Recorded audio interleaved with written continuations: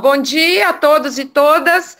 Começando a nossa reunião do grupo de apoio, dia 4 de junho de 2020, com nossa convidada especialíssima, querida Leila Brito, escritora, poeta, memorialista, professora e pesquisadora, cantora e compositora, que vai fazer a nossa apresentação de abertura da nossa reunião. Obrigada, Leila. Passando a palavra para você. A injustiça avança hoje a passo firme. Os tiranos fazem planos para 10 mil anos. O poder apregoa. As coisas continuarão como estão. Nenhuma voz além das vozes dos que mandam. E em todos os mercados proclama-se a exploração. Isto é apenas o começo. Dentre os oprimidos, muitos agora dizem: aquilo que queremos nunca mais alcançaremos. Quem ainda está vivo, não diga nunca. Porque o que parece seguro não é seguro. As coisas não continuarão como estão. Depois de falarem os dominadores, os dominados falarão. Quem se atreve a dizer nunca? De quem depende que a opressão prossiga? De nós. De quem depende que ela acabe? Também de nós. Quem está esmagado, pois, que se levante. Quem está perdido, lute. Quem sabe ao que se chegou, isso que está aí, que o retenha. E o nunca será hoje. Porque os vencidos de hoje são os vencedores de amanhã. Bertolt Brecht. Elogio à dialética. Bom dia a todos e todas. Reunião do grupo de apoio do dia 4 de julho de 2020. Uma coincidência muito feliz da nossa convidada Leila escolher um texto do Bertolt Brecht.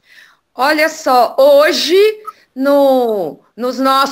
nas nossas mídias vai ser publicado um vídeo, daqueles pequenos vídeos que a gente tem feito, e eu começo esse vídeo falando um poema do Bertolt Brecht. Olha que coincidência.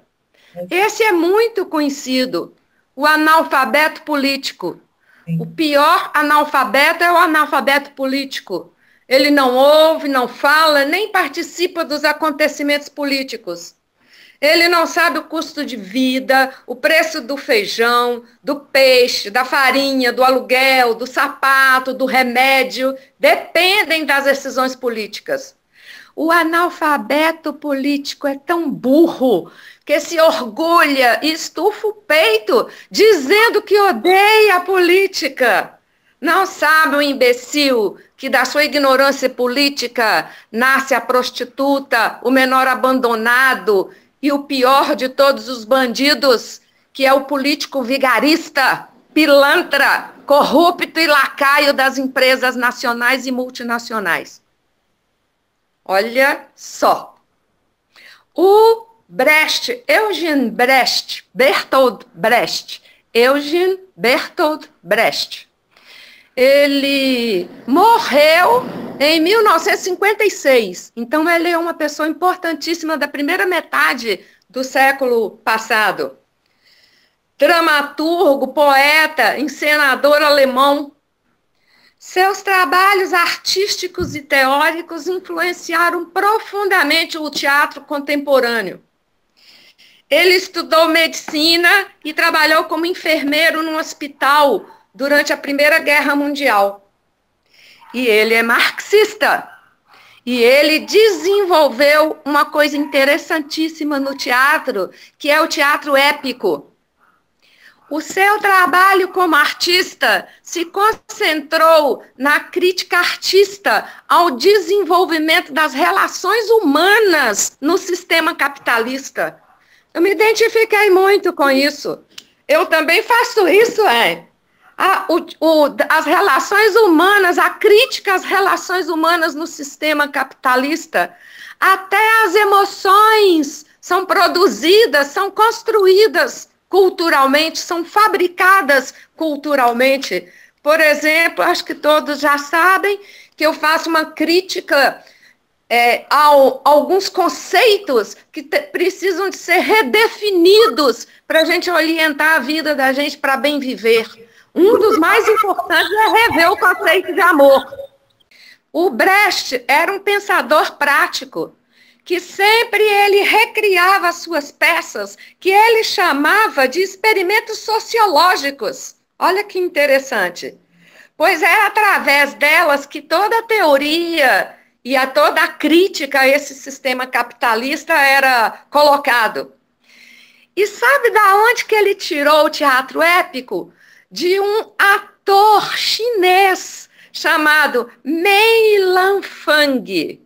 Mei Lanfang era um ator chinês que imitava.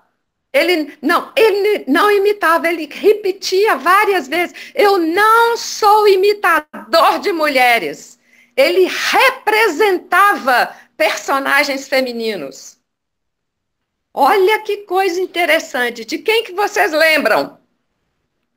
É muito atual isso, nós estamos falando de primeira metade do século passado, mas isso é muito atual, não é? De quem que vocês lembram? Rita Von Hunt, a drag king pin-up, né? Ela se monta imitando uma pin-up para falar sobre política. Não sei se vocês conhecem, mas são espetaculares os vídeos dela. Me identifico muito.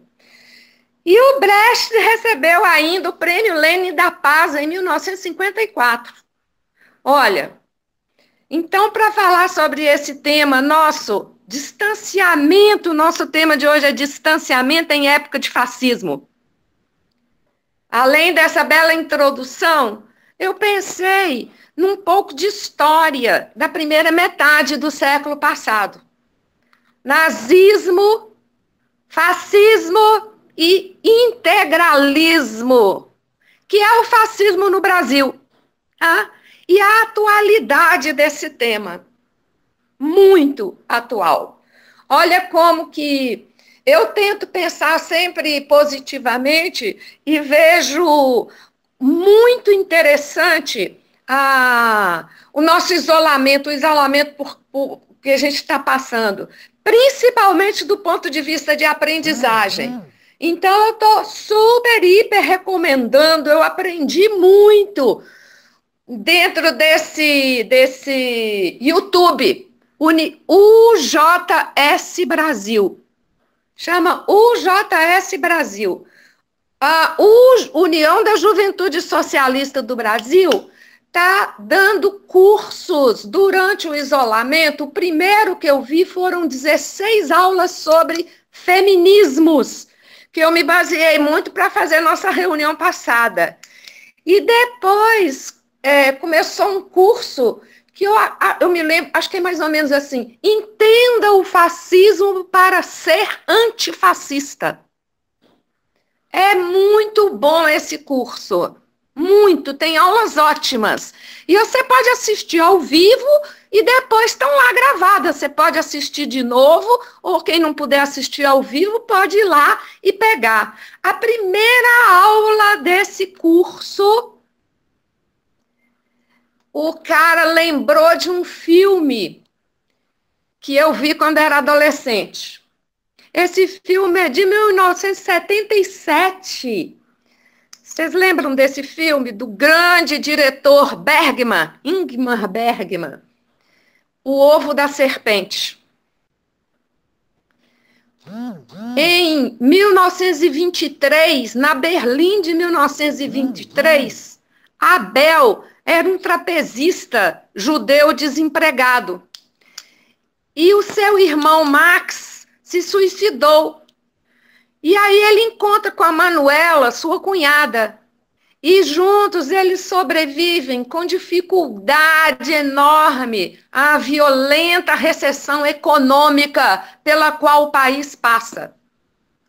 Sem compreender as transformações políticas em andamento, eles aceitam trabalhar em uma clínica clandestina que realiza experiências com seres humanos. Essa é a sinopse do filme. Imagina que tipo de experiência. Parece muito com um filme bem recente que eu vi também no princípio do isolamento, acho que março ou abril. Vocês viram o filme O Poço? Recomendo. É muito triste o filme, mas é muito atual. Eu faço uma observação. Vocês já repararam como que a ideologia ela se reveste com um manto invisível, o econômico. A ideologia é um revestimento bem visível do econômico. Por trás da ideologia está o econômico. Olha só, o nazismo e o fascismo emergiram, enquanto ideologia, num cenário de grande recessão econômica, de grande pobreza da população, aliada à pobreza da educação, que faz uma espécie assim de molda a pobreza de fome junto à pobreza da educação, fabrica um povo submisso, um povo que busca salvadores, um povo inconsciente do seu papel enquanto sujeito políticos, enquanto construtores. Tá? Um dos textos mais interessantes que eu li também no princípio desse nosso confinamento, não foi do confinamento, no princípio, logo depois da posse dessa pessoa que eu nem falo o nome, não me lembro de quem é o texto. O texto fala sobre camadas, sabe? A primeira camada é o que a gente vê superficialmente, é o que a mídia mais trabalha, a camada do espetáculo. Damares, ele próprio, essa pessoa que eu não falo o nome, alguns ministros. Essa camada meio que encobre a camada econômica. Vocês veem na grande mídia falando do Guedes, o que o Guedes está falando? Está fazendo? Pouquíssimo! Pouquíssimo! A grande mídia fala sobre o que está acontecendo no econômico. E a terceira camada é a camada que o econômico está servindo. Os banqueiros, a elite econômica. É isso que a gente precisa de desvendar. Então, voltando ao nazismo, fascismo e ao fascismo no Brasil.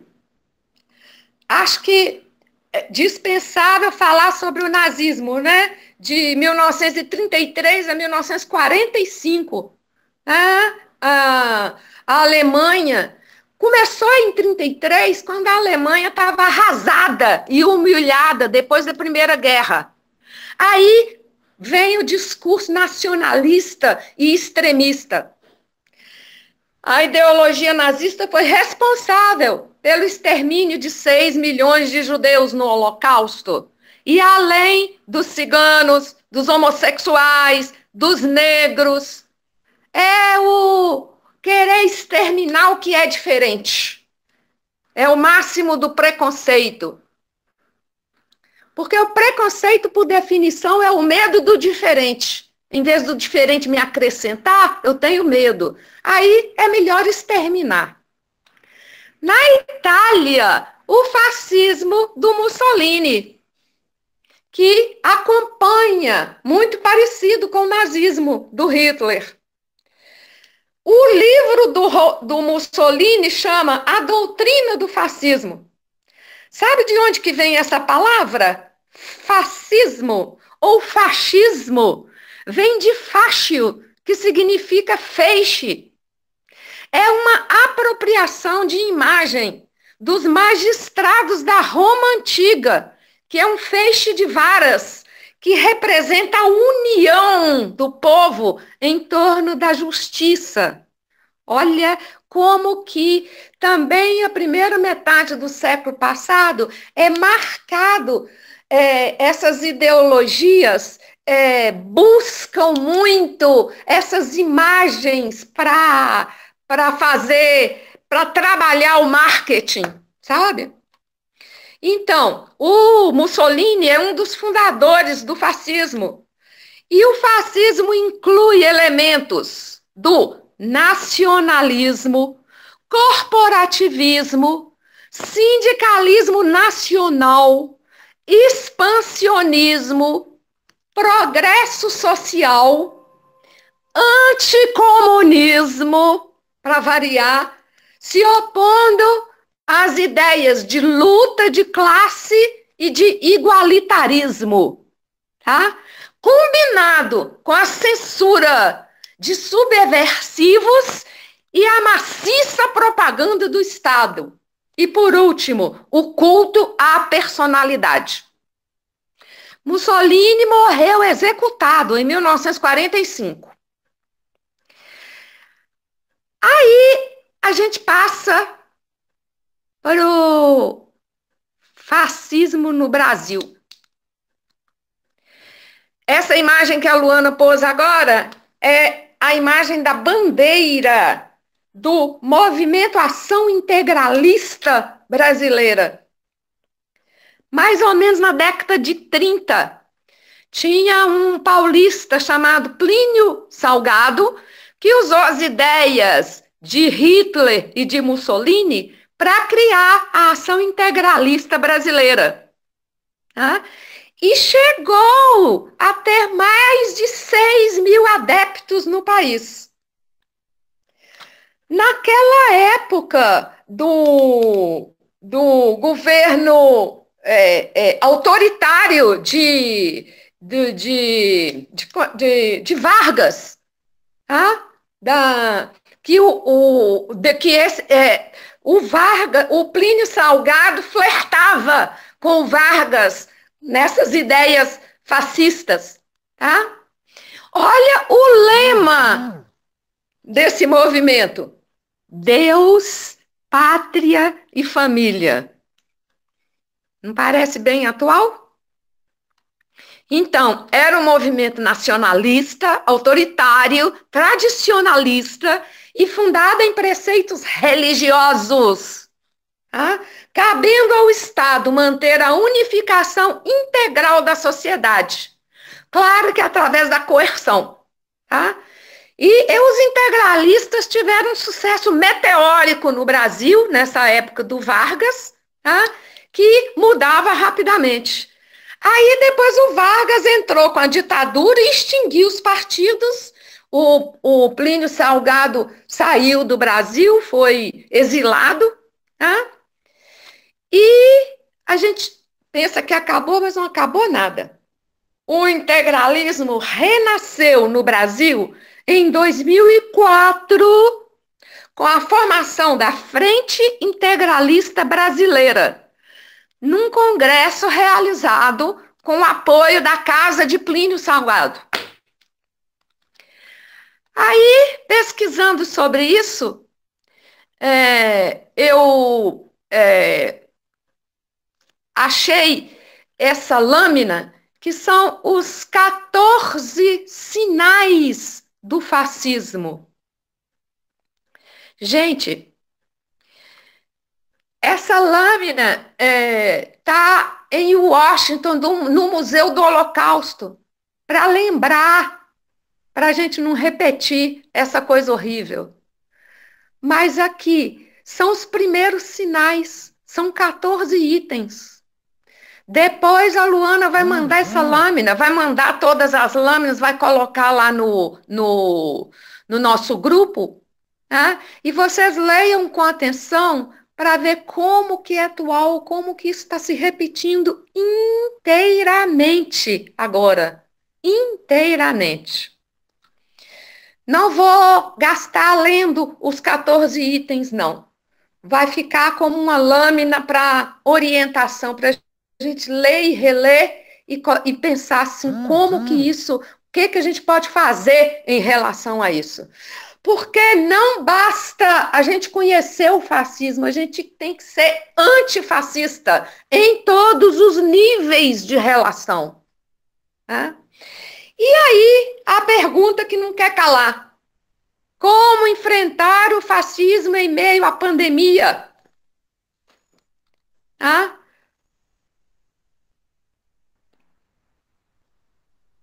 Essas ameaças diárias à democracia.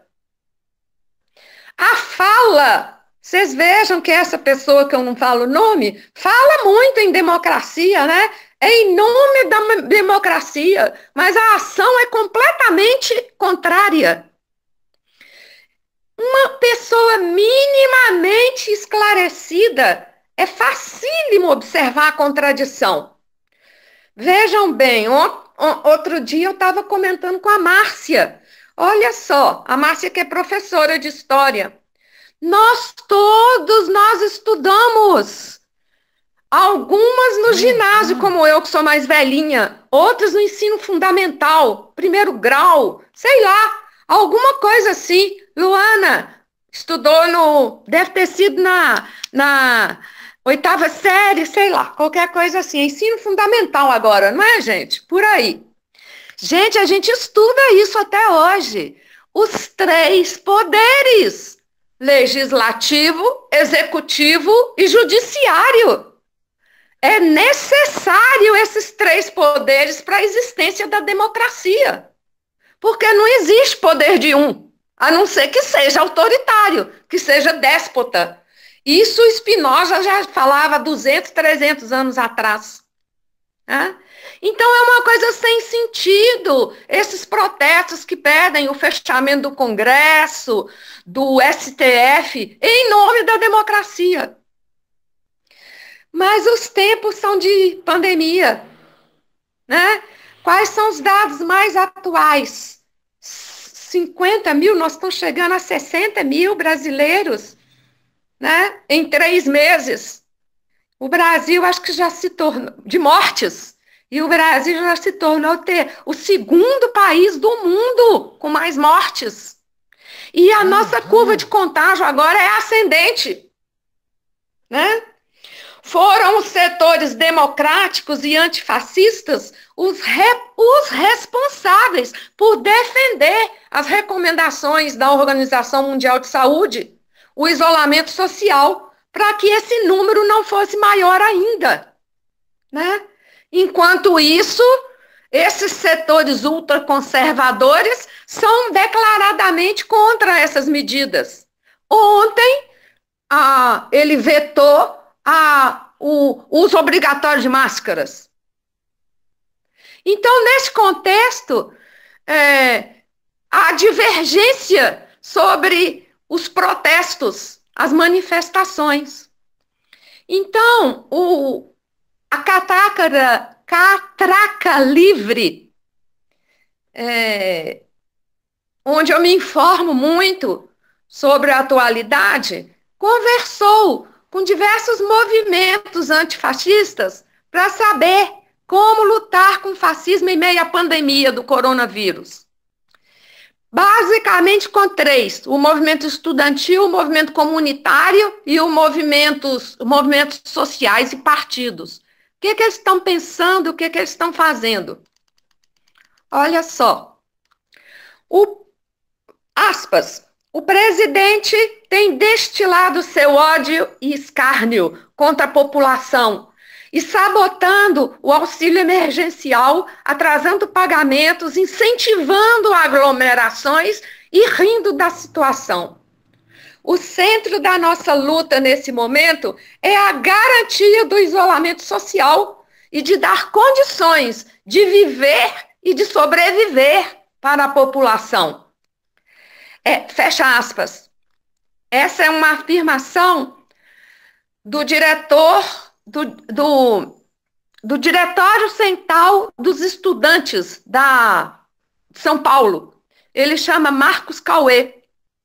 Para ele, para o Marcos, o presidente deixou evidente seu caráter fascista, de desprezo pela vida. Já o presidente da UNE, que é o Iago Montalvão, ele mais ou menos que defendeu as manifestações, mas apontando a necessidade de medidas de segurança, o uso da máscara, de distanciamento. Mais uma menina, presidente da União dos Estudantes Secundaristas de Porto Alegre, ela chama Vitória Cabreira. Ela fala assim, eu vou ler a afirmação dela que eu achei maravilhosa. A melhor maneira de derrotar o fascismo é se espelhar nos diversos episódios da história que desenvolveram o fascismo para lixo, como a Frente Ampla que derrotou o nazifascismo na Segunda Guerra Mundial. Ou então, a Grande Frente, que protagonizou as diretas já no Brasil e sepultou a ditadura militar. Portanto, precisamos de uma frente ampla, com diversos setores, de esquerda ou não, em defesa da vida, da democracia e do emprego e do Brasil. E com essa frente, com essa frente que teremos a capacidade de impedir que essa pessoa siga promovendo o caos e criaremos as condições para o país se livrar da crise e vencer a pandemia. Aí eu quero falar também um pouco sobre o que tem feito o movimento comunitário. Olha, tem líderes comunitários que estão fazendo movimento, tendo como prioridade salvar vidas. É preciso o máximo de racionalidade, pois o ódio que temos à ditadura e ao fascismo é grande, mas ainda não é hora de chamar o povo às ruas. O povo de quem falamos ainda não se isolou pelo desemprego, pela fome, pela desinformação. E a primeira necessidade ainda é garantir isso. Precisamos defender a vida. Sem acesso à saúde, vão morrer quem? Os mais pobres, os negros e as mulheres. Nos igualar às atitudes criminosas dessa pessoa é preocupante.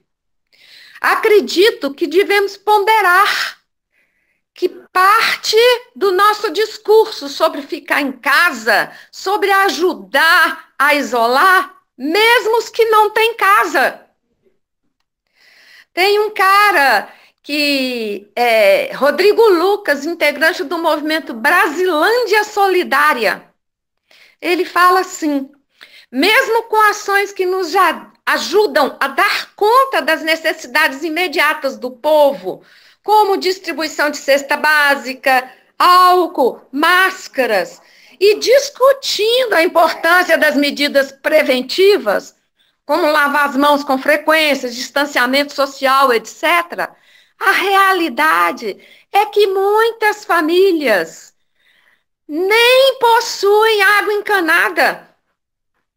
Em outros pontos de bairros, onde há abastecimento, depois de determinada hora, falta água. Milhares estão sem ter acesso ao auxílio emergencial. As famílias não têm acesso à internet. E os que tinham estão ficando sem, por falta de recurso. Essa é nossa situação. E, por último, os movimentos sociais e os partidos. Já falei da UJS e tem também a UJC, que é a União da Juventude Comunista. Olha, eles falam assim, não dá para a gente chamar mobilizações, manifestações de rua do tamanho, na proporção que a gente chamava antes da pandemia. Isso fica muito claro, até porque a gente tem um compromisso em resguardar a vida das pessoas. Tá? Não dá para cair nessa armadilha do discurso de que são as mobilizações dos setores populares que colocam as nossas cidades em risco e a vida das pessoas em risco. Isso pode ser uma armadilha, tá certo? Porque a maioria das pessoas não tem condições necessárias para permanecer dentro de casa. E a maioria das pessoas já estão na rua, sendo exploradas, sem direitos garantidos, sem medida de proteção. No caso da juventude negra e pobre, são alarmantes as notícias que a gente tem dessa violência. A quantidade de pessoas que morreram dentro de casa. Ficar em casa não é nem garantia de que vamos continuar vivos. É o que dizem os jovens politizados. E nessa conjuntura, os líderes de partidos de oposição, PCdoB, PT, PSB, PDT, Cidadania, PSD, né, pediram que a população não vá às ruas. Os partidos acreditam que com o avanço do corona para o interior do país, tem ainda menos leito de UTI no interior. Então, esse momento é de redobrar os cuidados sanitários e ampliar a escalada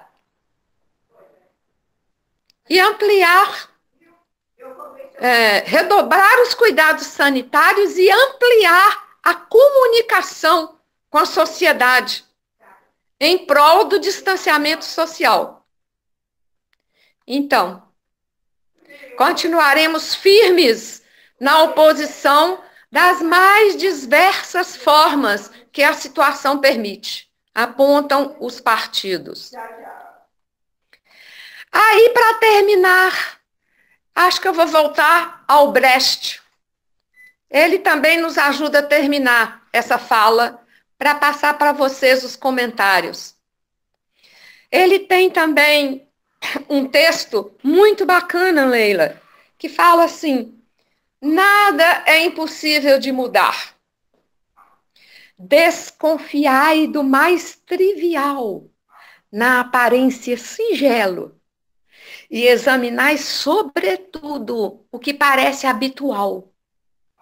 Suplicamos expressamente: não aceiteis o que é de hábito como coisa natural, pois em tempo de desordem sangrenta, de confusão organizada, de arbitrariedade consciente, de humanidade desumanizada, nada deve parecer natural e nada deve parecer impossível de mudar. Bertolt Brecht. Obrigada a todos